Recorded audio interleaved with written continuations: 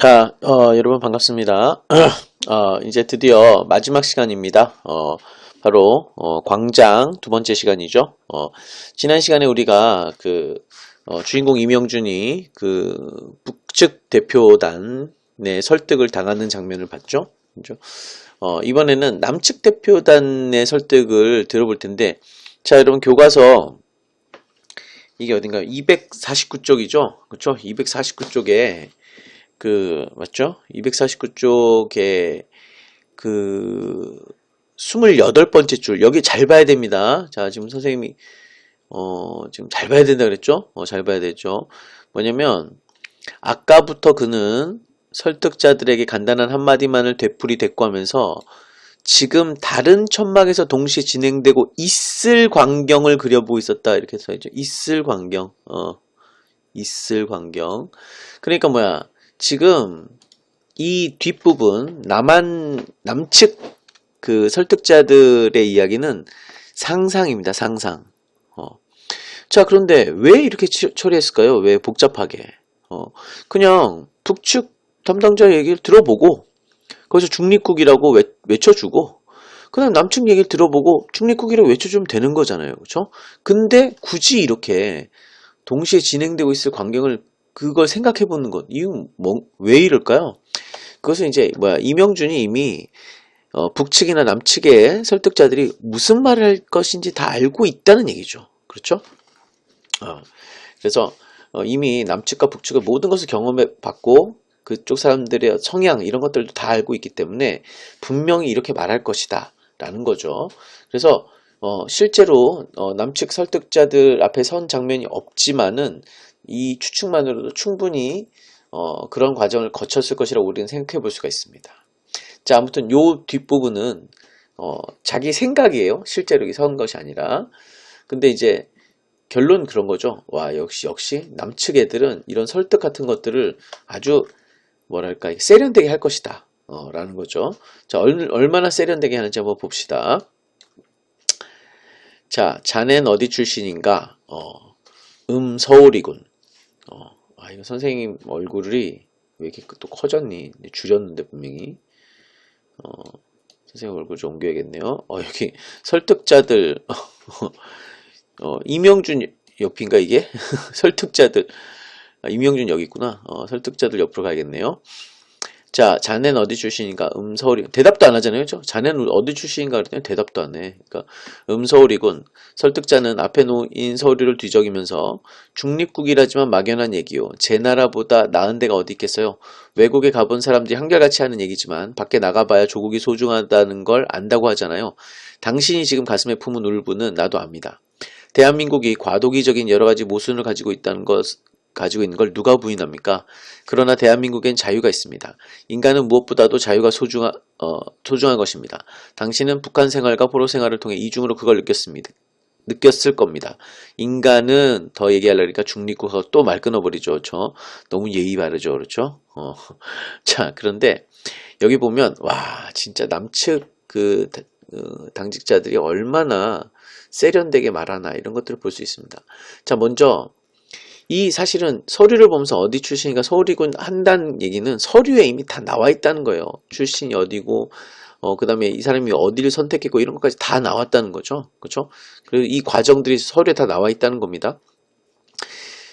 자, 출신이 어딘가에서, 서울 출신이군. 이 얘기는 뭡니까? 그러니까, 원래 당신이 서울에 있었잖아. 남한에 있지 않았느냐. 그러니까 남한으로 오라. 이런 얘기죠. 그래서 이게 사실은 어떻게 보면 친근감을 통해서 설득하는 아주 기본적인 방법 아니겠습니까? 여러분들이 무슨 지나가던 아니고 어떤 여성 동지를 좀 이렇게 유인한다고 쳐봅시다. 그러면은 무슨 얘기로 유인할 겁니까? 갑자기 뜬금없이 저랑 차 한잔 하실래요? 저랑 얘기 좀 하실래요? 이렇게 할 거예요? 대부분 제일 많이 하는 방법이 그거죠.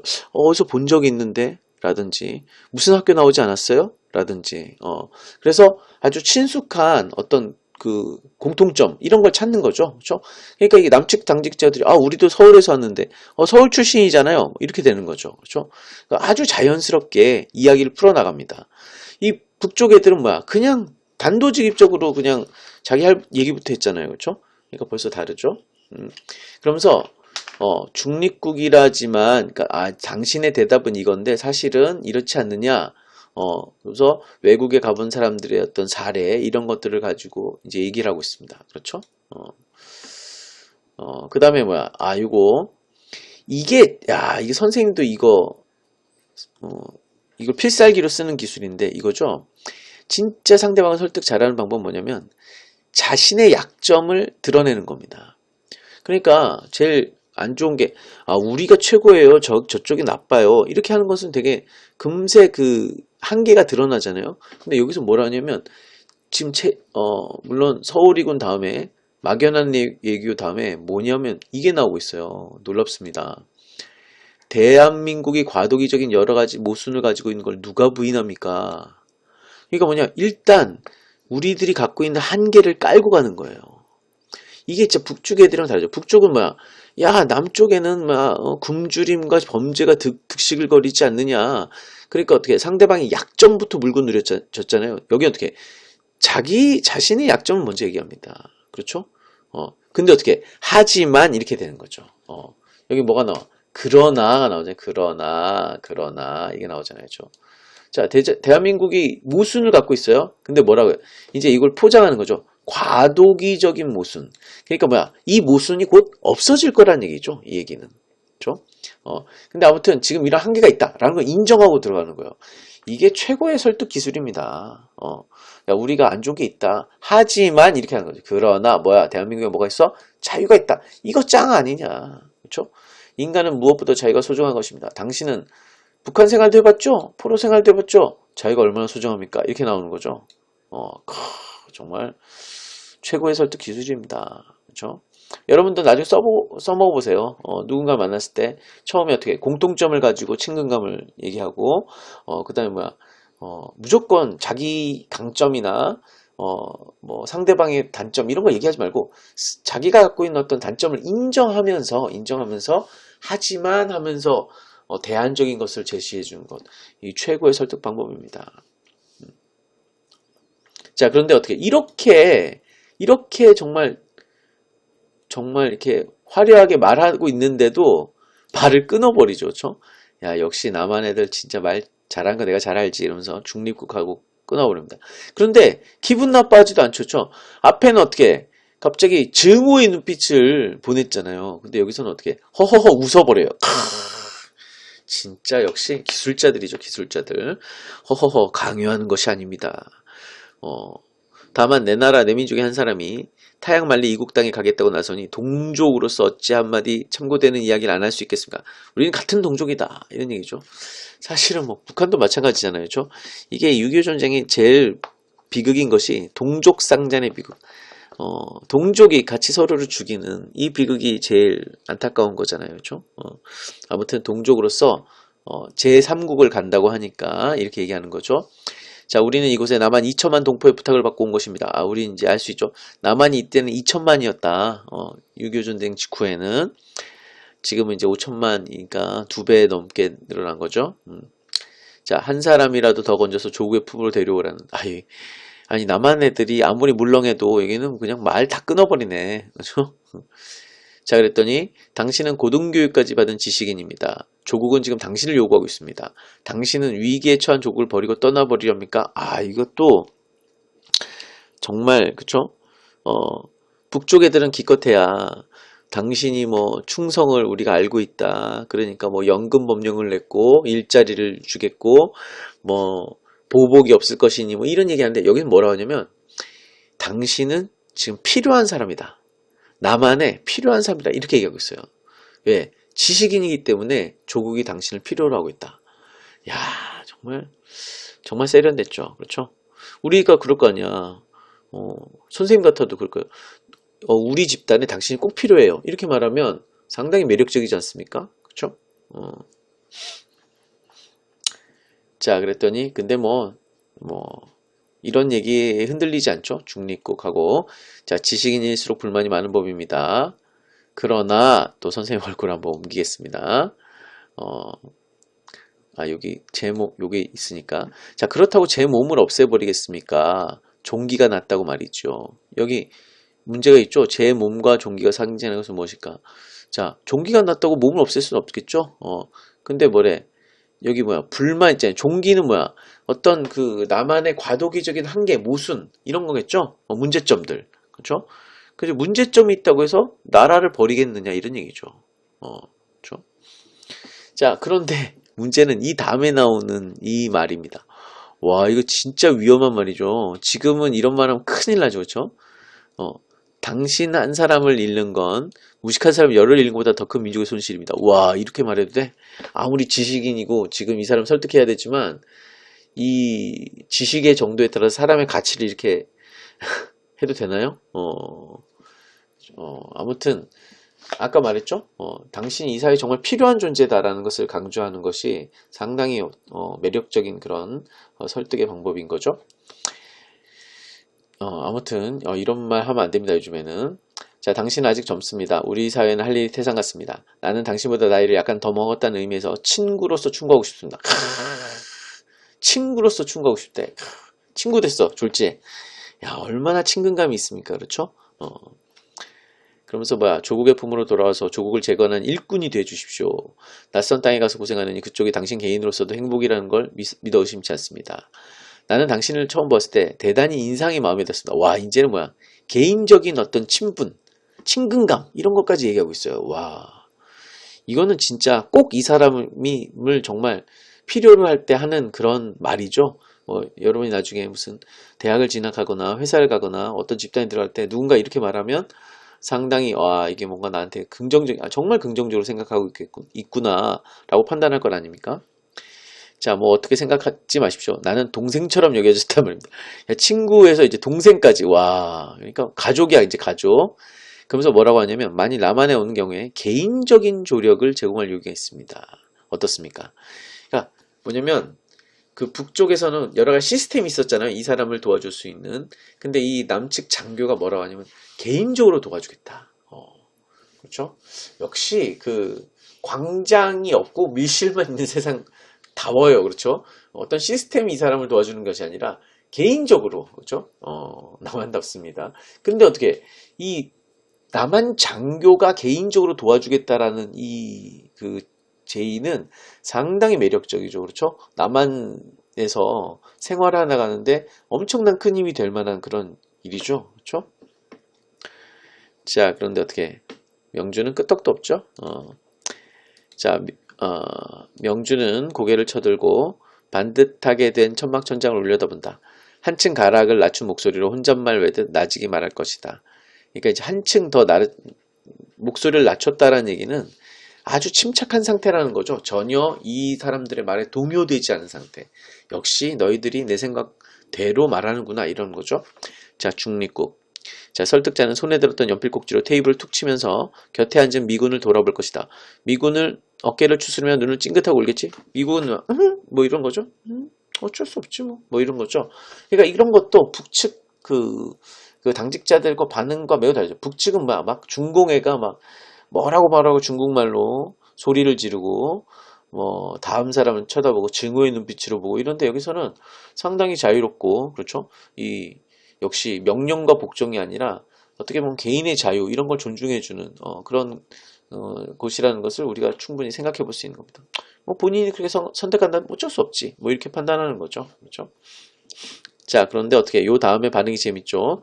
자, 나오는 문 앞에서 서기의 책상 위에 놓인 명부에 이름을 적고 내가 이제 여기서 이 설득 이 과정을 거쳤다는 거죠. 천막을 나서자 그는 마치 재채기를 참았던 사람처럼 몸을 벌떡 뒤로 젖히면서 마음껏 웃음을 터뜨렸다. 눈물이 찔끔찔끔 번지고 침이 걸려서 캑캑거리면서도 그의 웃음은 멎지 않았다.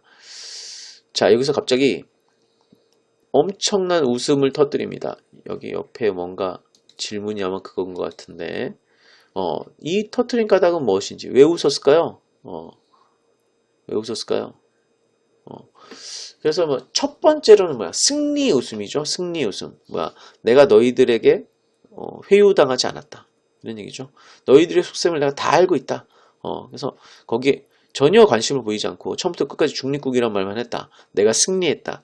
라는 승리의 그런 웃음일 겁니다. 근데 보면 앞에서 되게 침착하게 대답을 했는데 여기서 나와서 상당히 오버하고 있는 모습 보이죠. 재채기를 참았다는 사람처럼 갑자기 몸을 확 쩍치면서 으하하하 이렇게 막 웃었다는 거잖아요. 심지어는 막 눈물을 흘리면서 캑캑거리면서까지 웃음을 멈지 않았다. 이건 상당히 뭔가 이렇게 지나친 모습이죠. 그래서 내가 이겼어 뭐 이런 웃음만은 아닌 것으로 보입니다. 만약 그랬으면 그냥 신고 듣고 말 수도 있어요. 너희들 내가 다 알아.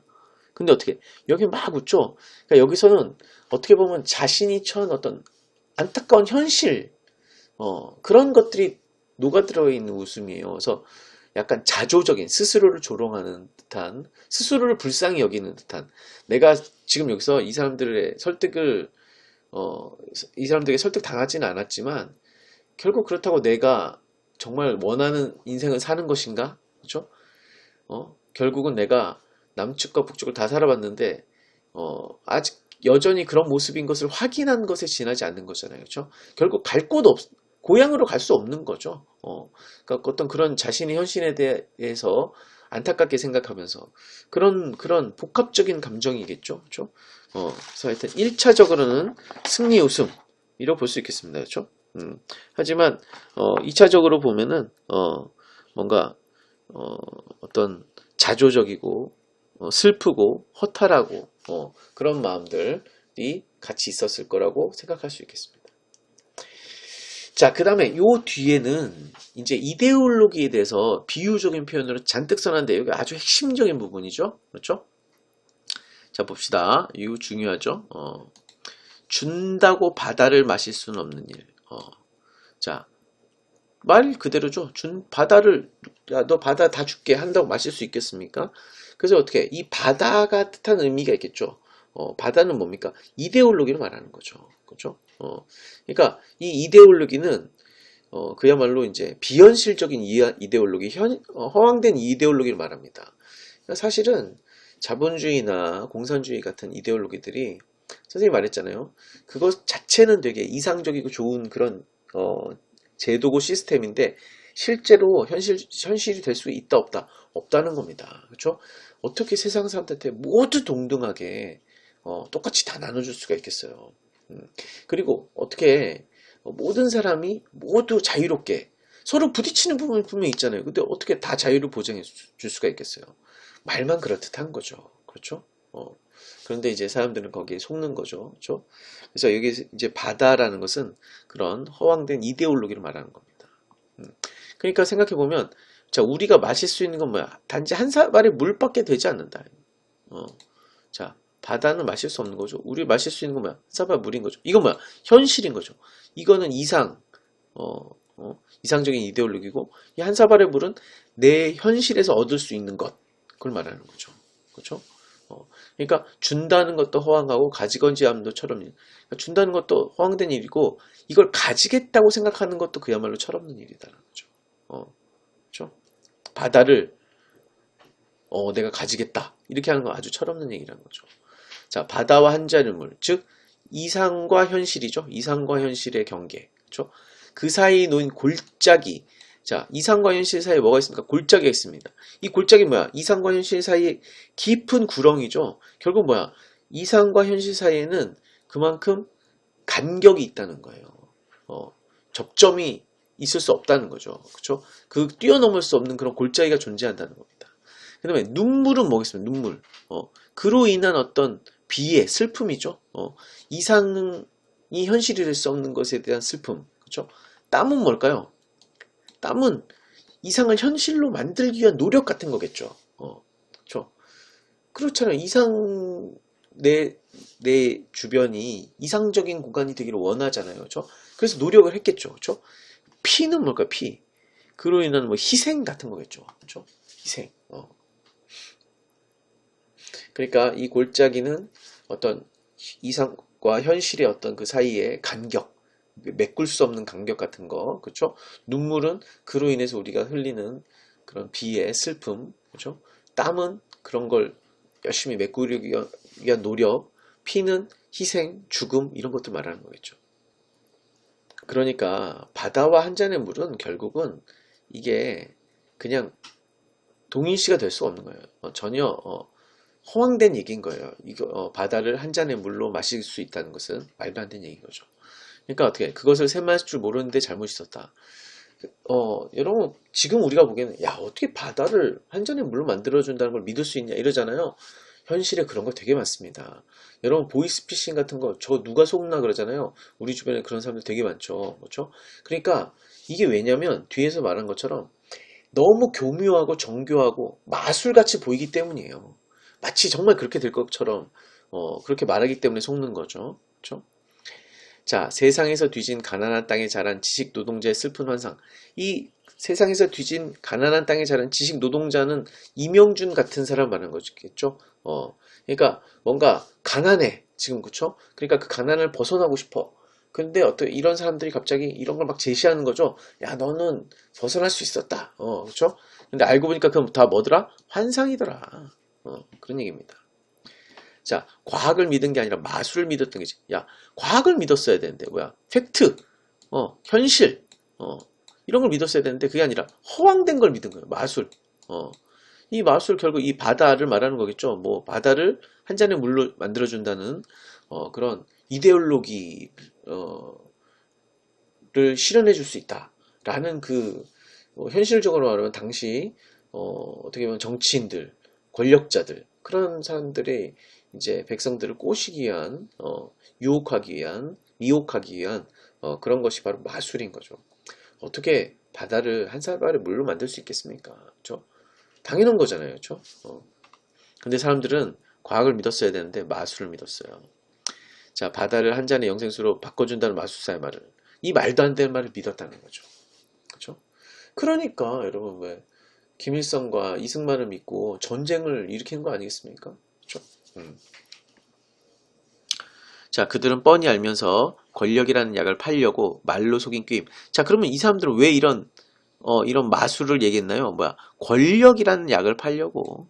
권력을 가지려고 하는 거야. 권력을 가지려고.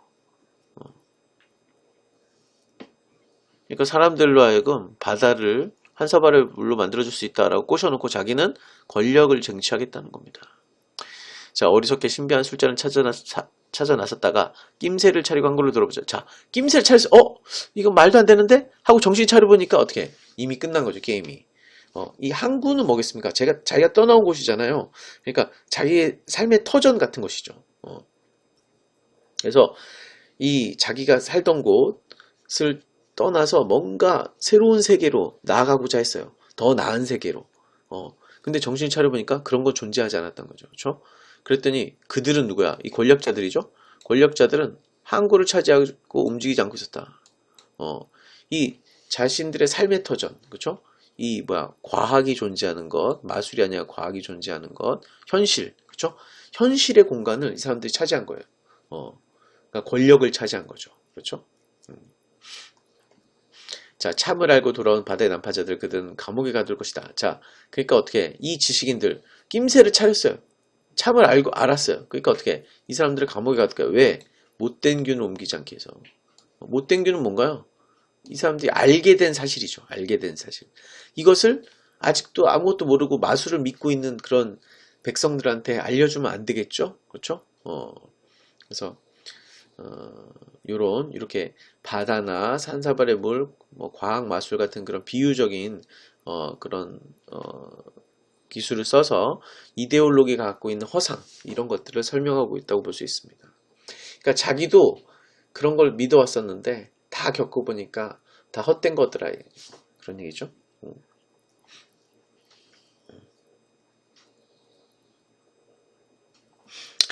자, 역사는 소걸음으로 움직인다 그래서요. 역사는 천천히 움직인다는 거죠. 그런데 어떻게 이걸 몰랐어. 그래서 마치 우리가 막 노력하면 빨리 역사가 변할 줄 알았어요.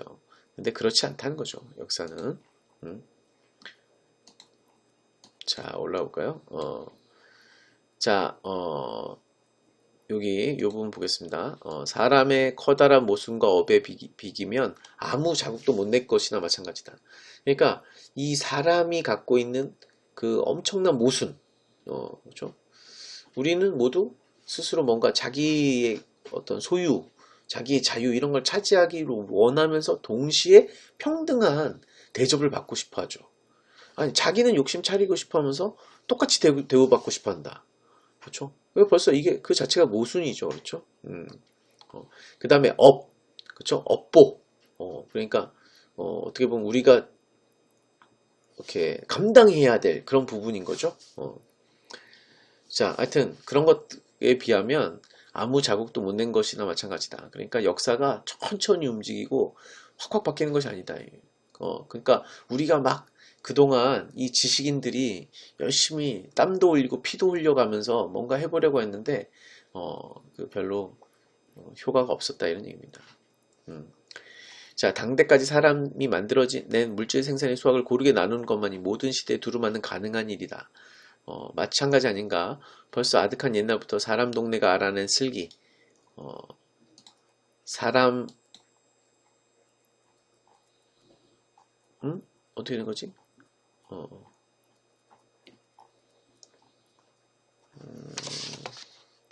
사람이라는인데 이게 어디 갔어? 잠깐만.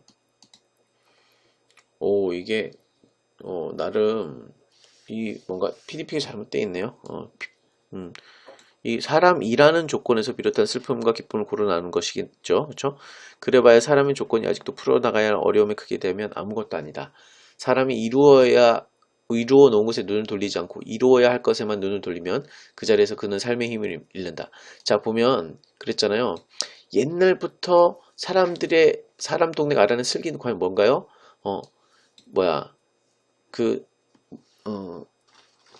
사람이라는 조건에서 비롯한 슬픔과 기쁨을 고루 나누는 것.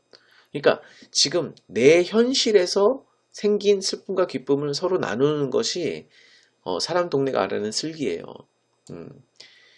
그래서 어떻게 이루어 놓은 것에 눈을 돌려야 되는데 그렇지 않고 이루어야 할 것에만 눈을 돌리면 삶의 힘을 잃는다 그랬어요. 그러니까 이 허황된 이데올로기들은 결국은 와 우리가 이렇게 될 것이다 라는 그런 허상을 만들어주는 거죠. 그렇죠? 내가 내 현실에서 가능한 것을 찾았어야 되는데 그게 아니라 그 허상에 빠져버리면 삶의 원동력을 잃어버리는 겁니다. 그렇죠? 그러니까 왜냐면 특히 그게 허상임을 알게 됐을 때 어떻게 되는 거예요? 더 이상 살 의미가 없는 거죠. 내가 그 허상을 향해서 이제까지 달려왔거든요. 알고 보니까 아무것도 없었어. 헛된 거였어. 그럼 어떻게 해? 삶의 의미가 없어지는 거죠. 지금 뭐야? 이명준이 그런 상황인 거죠. 자, 사람이 풀어야 할 일을 한눈에 보여주는 것. 그것이 죽음이다. 은혜의 죽음을 당했을 때 이명준의 배에서는 마지막 돛대가 부러진 셈이다. 자, 그래서 이 은혜가 죽었을 때 내가 지금 쫓아오던 것이 모두 허황되다라는 것을 깨달았고 그 다음에 은혜가 죽으니까 내가 이제 뭘 할 수 있을까? 할 수 있는 게 아무것도 없다. 이렇게 되는 거죠. 삶의 힘을 잃어버렸습니다. 자, 이제 이루어 놓은 곳에 눈을 돌면서 살 수 있는 힘이 남아있지 않다. 자, 이루어 놓은 곳에 눈을 돌면서 살 수 있어야 했는데, 그렇죠? 그래야 되는데, 은혜의 죽음을 당했을 때 더 이상 모든 희망이 없어지고, 이렇게 살 수 있는 힘이 남아있지 않게 된 거죠. 팔자소관으로 빨리 늙는 사람도 있는 법이었다. 사람마다 다르게 마련된 몸의 길, 마음의 길, 무리의 길. 그러니까 사람마다 다 속된 말로 팔자가 다르잖아요. 그렇죠? 사람마다 자신의 몸, 자신의 마음, 그 다음에 어떤 집단에 속할 것인가 이런 것들 다 다르다 이런 얘기죠. 근데 나는 어때? 이명준 어때? 벌써 빨리 늙어버렸어. 그쵸? 데일 언덕 없는 난파꾼이 돼버린 거죠. 어디가 닿을 곳이 없는 존재가 된 거예요. 항구를 그들이 다 차지했죠. 그렇죠? 남쪽이나 북쪽이나 자기가 갈 곳은 없더라는 거죠. 자, 그래서 어떻게 물결 따라 나선다. 물결 따라서 나선다 뭐야? 되는 대로, 그렇죠? 흐르는 대로 살겠다라는 거죠. 자, 환상의 술에 취해보지 못한 섬에 닿기를 바라며. 환상의 술은 뭡니까? 바로 이데올로기 말하는 거죠. 이데올로기. 그렇죠? 자, 그러니까 이데올로기가 없는 곳, 뭐야? 중립국인 거죠. 그래서 어떤 공산주의도 아니고 자본주의도 아니고, 그렇죠? 자, 그리고 그 섬에서 환상 없는 삶을 살기 위해서 무서운 것을 너무 빨리 본 탓으로, 그러니까 이제까지 이데올로기 허상들, 그렇죠? 그리고 이제 그것들로 인해서 뭔가 문제가 생긴 남쪽과 북쪽의 현실들 이런 것들이 무서운 것이겠죠. 그렇죠? 게다가 자기 사랑하는 사람의 죽음 이런 것들 포함되는 것이겠죠. 자, 지쳐 빠진 몸이 자연의 수명을 다하기를 기다리면서 쉬기 위해서 그러니까 자신은 이제 더 이상 일하고 하는 원동력을 다 잃어버린 거죠. 그렇게 해서 결정한 중립공행이었다. 자, 그러면 그 뒤를 볼까요? 뒷부분 줄거리. 이 부분 뒷부분이 많지 않은데, 자, 명주는 석방된 포로 30명과 함께 중립국인 인도로 가게 된다. 인도행 선박인 타고로에 탄 그는 될 수 있는 대로 단순 노동을 하며 살리라 하고 새로운 삶을 꿈꾼다. 그러니까 단순 노동, 생각하지 않겠다는 거예요. 머리를 쓰지 않겠다는 거예요. 왜냐면 이제 자신의 지식이나 이데올로기 추구하는 것이 모두 헛되다는 것을 이제 알았기 때문에 그런 거죠. 자, 그러나 따라오던 갈매기 2마리를 은혜와 자신의 딸이라 생각하다가 결국 마카오 근에서 투신 자살한다. 그래서 상당히 비극적인 현실로 끝납니다. 자, 누군가는 이명준의 선택에 비판을 하는 사람들도 있었어요. 근데 선생님이 그 흥보전 할 때 얘기했죠. 그 흥보를 비판하는 사람들이 있었습니다. 흥보는 뭐 능력도 없는데 애들만 많다. 제가 선생님이 뭐라 그랬어요? 책 안 읽어봤다 그런 거죠. 그 사람은 분명히. 자, 이명준을 자살했다. 그래서 이제 그 남측 당직자들처럼 말하는 사람도 있어요. 아니, 그렇다고 자살할 거 있냐. 오히려 북측이든 남측이든 가서 자기가 할 수 있는 것을 어차피 역사는 소걸음으로 천천히 움직인다는데 조금이라도 노력을 하면 살아야 되지 않겠느냐. 이렇게 비판하는 사람도 있어요. 학자들 중에서도. 독자들도 마찬가지고. 우리가 이명준에 한번 입장이 되어 봅시다. 그럼 이명준 같으면 어떻게 할까요? 남한에서 잘 살고 싶었죠, 처음에. 그쵸? 근데 온갖 고초를 당했잖아요. 그쵸? 그래서 북한을 가봤어요. 북한에서도 어떻게, 부르주아라고 비판당하고, 뭔가 제대로 된 대접을 받지 못하고, 또 이상주의 국가라고 생각해 가봤더니, 이상은 자기 아버지는 부르주아 삶을 살고 있고, 그쵸? 그러니까, 이게 이상적인 국가 아닌 거 아는 거죠. 그쵸? 그러니까 남한이나 북한이나 다 비정상적으로 돌아가고 있는 거예요. 그래서 어떻게 했습니까? 자기가 사랑하는 여인들한테 의지했던데 했는데 윤회는 어떻게 자기 친구한테랑 결혼해 버렸죠. 그러니까 더 이상 자기의 사랑이 아닌 거고 은혜는 북에서 만난 은혜는 죽었습니다. 그것도 자신의 아이를 임신한 채로 죽었습니다. 그러니까 어떻게 보면 이 이명준의 삶은 상당히 비극적이고 어떻게 보면 이제 또 우리 민족의 현실을 보는 것 같기도 하죠. 그래서 이것을 그래, 어떻게든 내가 살아봐야지. 이렇게 하는 것은 너무 자기적이고 어떻게 보면 판타지고 그렇습니다. 그러니까 이명준의 자살은 어떻게 보면은 좀 충분히 이해되는, 그렇죠? 이걸 비판한다는 것이 좀 더 웃기고, 세상을 무슨 동화책 보듯이 무슨 드라마, 저녁 일일 드라마 보듯이 보는 건가? 이 이명준의 고뇌와 우리 어떤 사회의 어떤 그런 모순, 이런 것들을 정말 깊게 우리가 공감한다면 이런 자살을 하는 선택, 결국 제3국이라는 것도 하나의 이데올로기죠. 그렇죠? 그렇기 때문에, 그러니까 뭐냐면 이것저것 다 선택하지 않겠다는 거니까, 그러니까 선생님 보기에는 이명준의 이 최후가 안타깝지만은 충분히 이해할 만하다. 그렇죠? 이걸 비난할 것은 절대 되지 않는다. 이런 생각이 들어요. 그렇죠? 그게 이제 우리의 모습이고 우리 현실이고 그리고 그 비극적인 그런 최후가 또 우리의 현실을 더욱 적나라하게 보여준다라고 생각합니다. 그래서 하여튼 책을 열심히 안 읽거나 감각이 별로 없는 사람들이 그런 말을 한다라고 생각해요. 자, 나머지 것들은 여러분들 살펴보고 여기를 한번 봅시다. 마지막에 광장에 교과서에 없는 부분이죠. 그래서 여기 보면 그 가와 나의 남과 북의 상황을 말해놨어요. 그렇죠? 가는 남측 상황을 이제 설명해 놓은 거죠. 자, 한국의 정치 광장에는 똥오줌에 쓰레기만 더미로 쌓여 있어요. 한국 정치의 광장은 쓰레기다. 이렇게 광장이 제 역할을 못하는 거죠. 그렇죠? 정치의 광장. 이 정치의 광장은 광장에서 여러 사람이 모여서 서로 정치를 하는 거 아니겠습니까? 근데 어떻게 제대로 안 돌아가는 거죠. 그렇죠? 그래서 모두의 것이야 할 꽃을 꺾어다 저희 집 꽃병에 꽂고 분수꼭지를 뽑아다 저희 집 변수에 차려놓고 페이먼트 페이비먼트를 파 날라다가는 저희 집 부엌바닥을 깔고 그러니까 뭐냐 모두의 것이야 할 것을 개인의 소유로만 본다는 거죠. 즉 미실만 존재한다는 겁니다. 모두를 위한 어떤 것, 광장에 있는 여러 사람들과 소통하면서 그 집단, 우리 민족, 우리 그 사회에 대해서 서로 논의하면서 좋은 방향으로 가야 되는데 없어 그게. 광장에 있는 것을 어떻게 다 집으로 가져가. 그렇죠? 그러니까 정말 어떻게 극단적인 개인주의죠. 극단적인 개인주의. 남을 전혀 배려하지 않고 그런 모습, 그런 나만의 현실, 그렇죠? 그래서 어떻게 한국의 정치가들이 정치의 광장에 나올 땐 자루와 도끼와 삽을 들고 눈에 마스크를 가리고 도둑질하러 나오는 것이죠. 그러니까 이 사람들은 우리 집단의 발전에는 관심이 없는 겁니다. 한국의 정치가들은 오로지 뭐야 자신의 권력, 자신의 이익 그것만 가지고 나오는 거예요. 그런데 아직도 그 사람들을 뭐 국분이 뭐 이러면서 막 추종하는 사람들이 아직도 있죠. 안타깝습니다. 광장 좀 읽어보지. 자, 그 다음에 두 번째, 북측이죠. 자, 개인적인 욕망이 텁으로 되어 있는 고장. 개인적인 욕망은 용납되지 않는 거예요. 그쵸? 왜냐면 광장만 존재하거든요. 광장만. 자, 북조선사의 무겁게 덮인 공기는 바로 이 터부의 구름이 시키는 노릇이었다. 인민이 주인이라고 멍이를 씌우고. 자, 조선인민민주주의 공화국이잖아요. 그렇죠? 조선의 인민이 민주주의. 그 주인이 되는. 근데 이제 말만 그렇죠.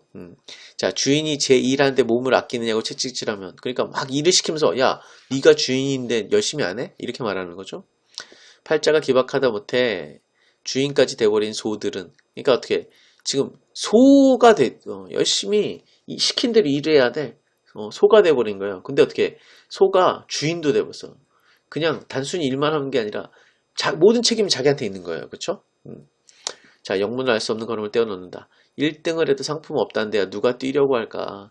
그러니까 이제 개인적인 욕망, 즉 그 사유재산을 소구할 수 없고 자신의 욕망을 챙길 수 없다라는 현실에서 과연 열심히 누가 할 수 있겠느냐는 얘기죠. 그렇죠? 그러니까 이 사회주의가 갖고 있는 그런 한계를 지적하고 있는 거죠. 자, 당이 뛰라고 하니까 뛰긴 해도 그저 그만하게 뛰는 채 하는 것 뿐이었다. 그래서 이제 실제로 북한 사회가 어떻게 효율이 엄청 떨어진다고 하죠. 그렇죠? 열심히 하는 척만 하고 실제로 열심히 안 하는 거예요. 여러분 북한 필름 보면 막 삽질할 때 막 손이 안 보이게 팍팍 하잖아요. 그렇죠? 그 영상을 찍을 때만 그렇죠? 보이지 않는데 그렇게 할까요? 과연? 그걸 막 한다고 해서 나한테 뭔가 떨어지는 게 없는데 안 하겠죠. 그렇죠? 그렇습니다. 자, 그 다음에 뭐야? 사람이 살다가 으뜸 그럴듯하게 그려낸 꿈이 어쩌다 이런 도깨비 노름이 됐는지 아직도 아무도 갈피를 잡지 못해서 행여 내일 아침이면 이 멍해가 도깨비 방망이로 둔갑할까 기다리면서 광장에는 꼭두각 싶은 사람은 없었다. 그러니까 그 광장에 주인이라고 명명된 소들만 있었고 그리고 어떻게 그냥 당이 시키는 대로 그냥 움직여야 되는 꼭두각시만 있었지 진짜 그 사람이 주인이 되고 그 사람을 위한 그런 것이 존재하지 않는다는 거죠. 그렇죠? 그래서 그야말로 이 광장이 존재하긴 하지만 뭐 이렇게 허황된 광장, 허상인 광장, 진정 그 구성원들을 위하느냐 그렇지 않고 그냥 집단만 위하는 그런 광장이더라는 얘기죠. 그래서 남쪽엔 뭐가 있다? 밀실만 있다. 북쪽엔 뭐야? 밀실은 아예 없고 광장만 있는데 광장 그것도 제대로 소통하는 광장이 아니라 앞에서 말했듯이 그냥 명령과 복종만 있는 그런 광장이라는 겁니다. 자, 뭐 여러분들 반복적으로 선생님 얘기를 했으니까 이제 뭐 이 광장의 주제를 이해하는 것은 크게 어렵지 않을 것 같습니다. 하여튼 정말 안타까운 우리 그 6.25 전쟁의 현실, 이데올로기 전쟁의 현실과 아직도 그것이 지속되는 그 우리 현실 이런 것들을 좀 한번 생각해 봤으면 좋겠습니다. 자, 여러분 고생 많았습니다. 수고했습니다.